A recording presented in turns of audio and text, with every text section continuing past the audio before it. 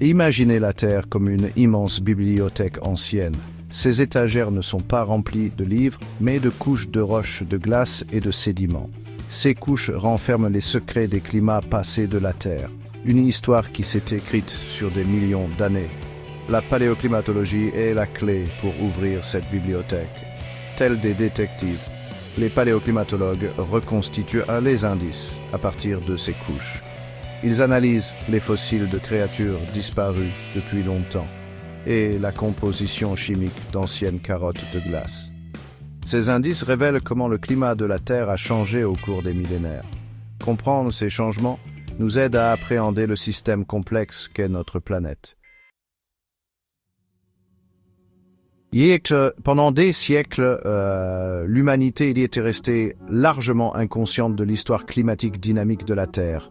Les gens percevaient l'environnement de la planète comme étant en grande partie statique. Bien sûr, et ils vivaient le changement des saisons. Ils étaient témoins de tempêtes et de sécheresses. Mais l'idée de changement climatique dramatique à long terme semblait inimaginable. La notion même d'une ère glaciaire, une époque où les glaciers s'étendaient sur les continents, était inconcevable. Ce manque de conscience n'était pas dû à un manque de curiosité. Il provenait plutôt d'un manque d'outils et d'un cadre pour comprendre le passé de la Terre. Le changement commence souvent par l'observation. À la fin du XVIIIe siècle, le scientifique suisse Horace Bénédict de Saussure a jeté son dévolu sur les majestueuses Alpes. Il était fasciné par les glaciers, ces rivières de glace qui serpentaient dans les vallées des montagnes. De Saussure a méticuleusement documenté ses observations. Il a noté le mouvement des glaciers et la présence de blocs erratiques, de gros rochers apparemment déplacés dans le paysage. Son travail minutieux, bien que pas totalement compris à l'époque, a jeté les bases de découvertes futures. Il a été parmi les premiers à suggérer que les glaciers pourraient détenir des indices sur les climats passés. Les travaux de Saussure ont inspiré une nouvelle génération de scientifiques. Parmi eux, Jean-Pierre Perraudin, Ignace Venetz et Jean de Charpentier. Ces naturalistes suisses ont commencé à établir des liens entre l'activité glaciaire et les changements dramatiques du passé de la Terre. Perraudin, un habitant de la vallée de Chamonix, a observé des formations glaciaires loin des glaciers existants, suggérant qu'ils étaient autrefois beaucoup plus grands. Venetz, ingénieur civil, a cartographié méticuleusement les dépôts glaciaires. Il a proposé que les glaciers s'étaient autrefois étendus bien au-delà de leurs limites actuelles. Charpentier, initialement sceptique, a été convaincu par les preuves. Il a défendu l'idée d'une ère glaciaire passée. L'idée d'une ère glaciaire passée, une époque où les calottes glaciaires recouvraient de vastes étendues de la planète, était révolutionnaire. Elle remettait en question la vision dominante d'une Terre statique. Le naturaliste américano-suisse Louis Agassiz s'est emparé de cette idée. Figure charismatique et persuasive, Agassiz a présenté des preuves convaincantes d'une ère glaciaire à la communauté scientifique. Il a soutenu que les caractéristiques glaciaires trouvées en Europe et en Amérique du Nord n'étaient pas des incidents isolés.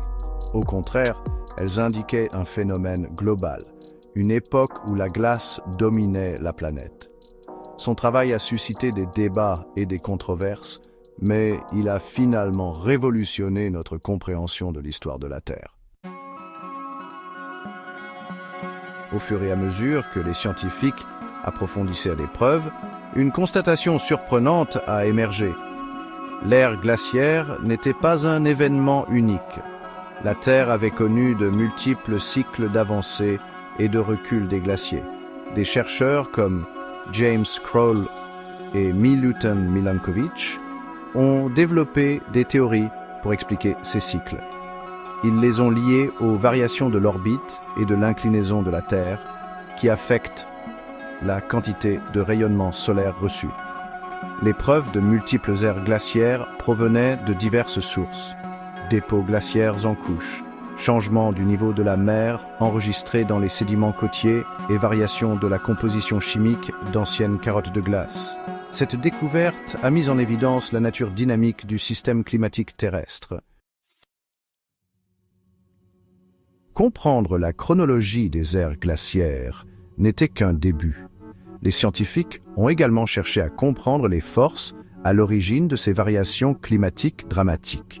Certaines théories se sont concentrées sur des facteurs astronomiques, comme les variations de l'orbite terrestre et la quantité de rayonnement solaire reçu.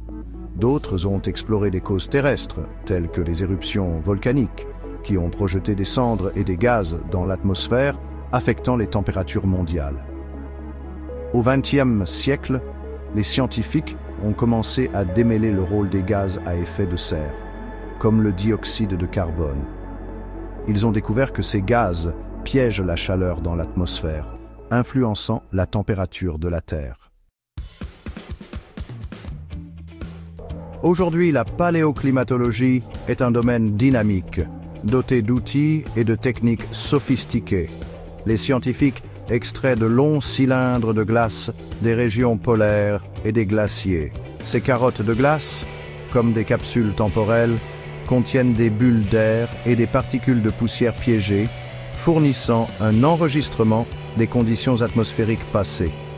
Les carottes de sédiments forés dans les fonds océaniques et les lits des lacs offrent une autre fenêtre sur le passé.